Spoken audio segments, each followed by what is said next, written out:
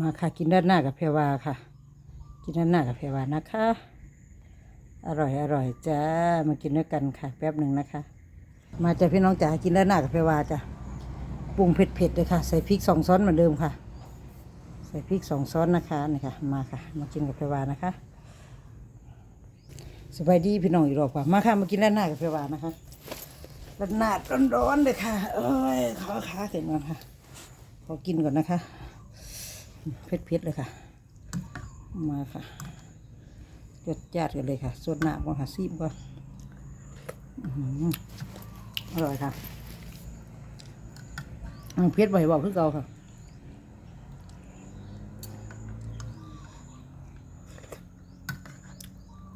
ด้านหน้าเส้นใหญ่ค่ะเส้นใหญ่ทะเลรวม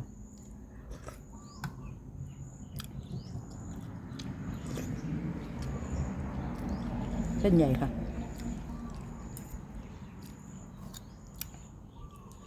น้ำพันรสได้เลยพี่น้องเลย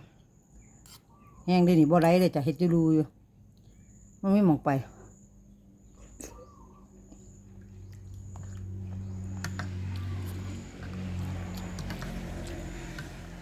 มองไปว่าอยู่มันเป็นแม่น้ำลำสมวกค่ะ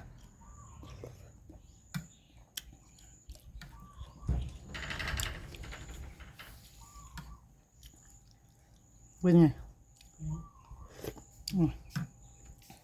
น้องพ่อใหญ่กินมาเบิดค่ะไหวน้ำกันเนี่ยน้าแบงกินมันกินมาเบิด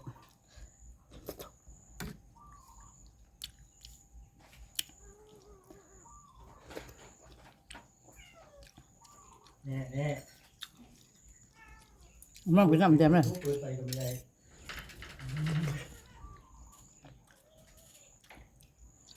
ไอ้หมอมเอ้ยไม่ได้มันเกลือลูกนี่ยายจะไม่พอมันตังอยู่นี่ไหมคอยคำก่อนเฮ้ยซื้อไก่ไม่ติดมันแมวนะอ๋อค่ะ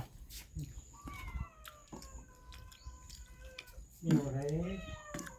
มันเห็นจังมันก็ห้องนะ มีอะไรมีอะไรมีอะไร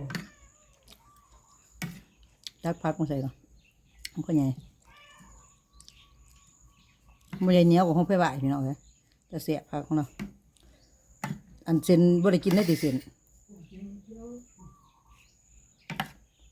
ตั้งข้าวใหญ่มาใส่โดดถวยได้พี่น้องเลยแต่เมื่อกิน2 สูตรเพื่อว่าผู้เดียวมาบุกไงเด้อ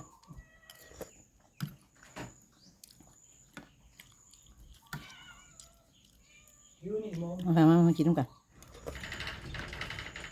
แดงเลยค่ะข้าวใหญ่หมูค่ะ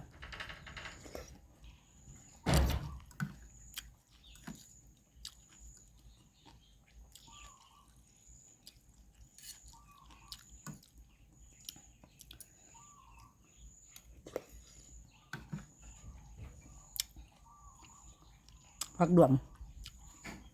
มทะเลรวม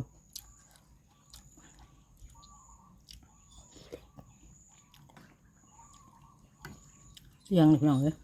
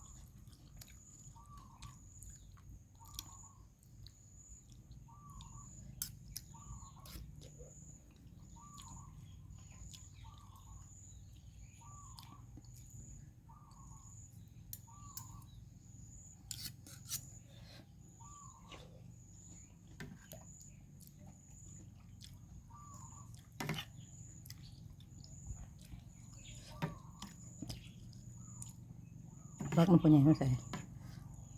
วันนี้ได้กินแต่ผักเสร็จแล้วกินสับ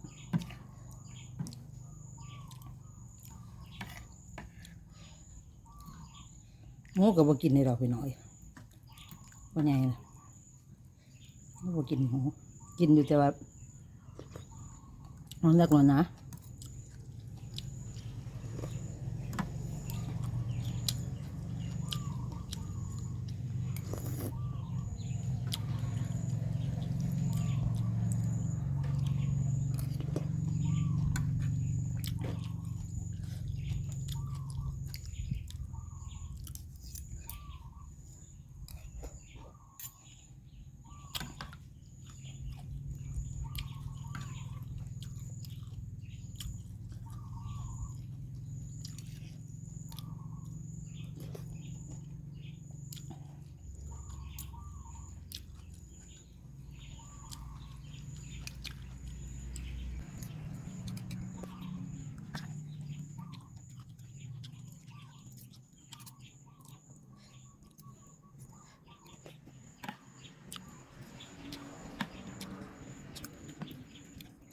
ยังเป็นไม่บอกยังรู้ไปกับเป็นเลยตักมันยังไม่ได้เส้นนี่เส้นนี้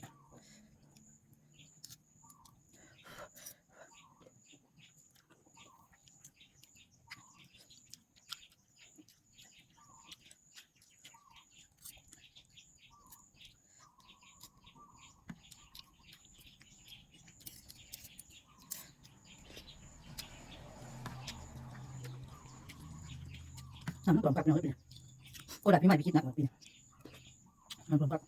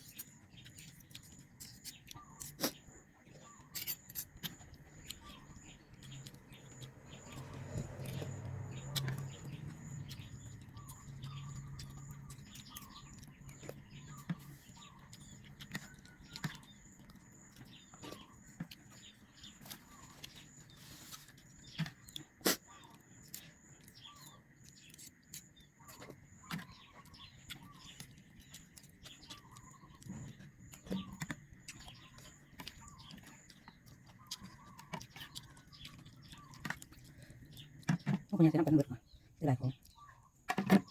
เป็ดกับไม่หวานเป็ดพวกนี้ไม่รสชาติยังกระนาต้องสวยครับ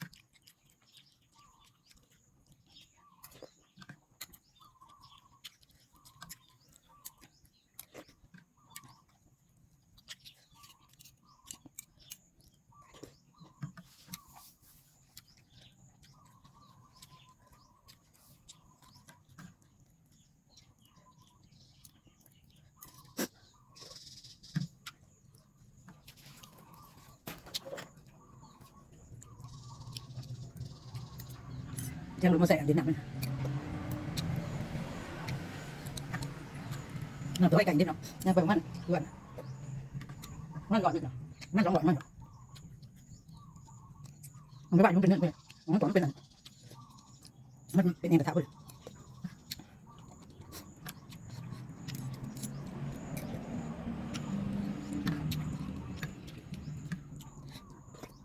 ต้องสวยน้องเว้ยลองไป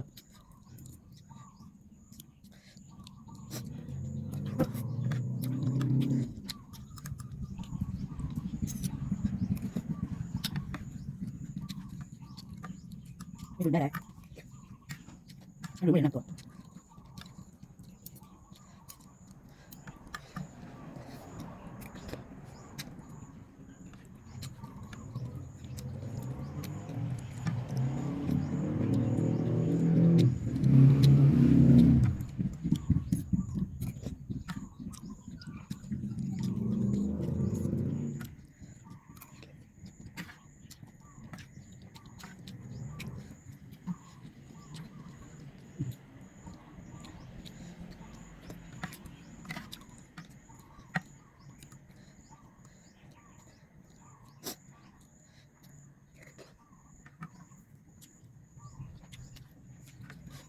จิ้มยำมันจ้ะ